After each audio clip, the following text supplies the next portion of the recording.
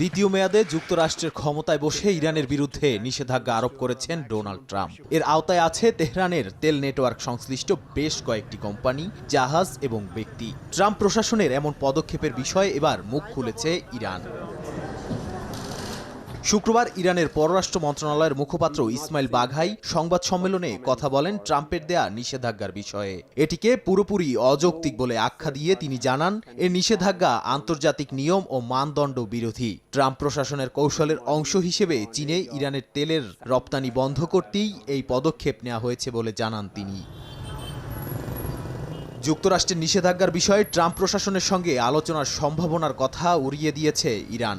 দেশটির সর্বোচ্চ ধর্মীয় নেতা আয়াতুল্লাহ আলী খামেনি 2015 সালের পারমাণবিক চুক্তির উদাহরণ টেনে বলেন, যুক্তরাষ্ট্র সেই চুক্তি বাতিল করে ইরানকে দেয়া প্রতিশ্রুতি অনুযায়ী নিষেধাজ্ঞা তুলে নেয়নি। তেহরান আলোচনার টেবিলে বসলে সব সমস্যার সমাধান হবে, মার্কিন প্রশাসনের এমন আচরণ করা উচিত নয় বলেও মন্তব্য করেন খামেনি।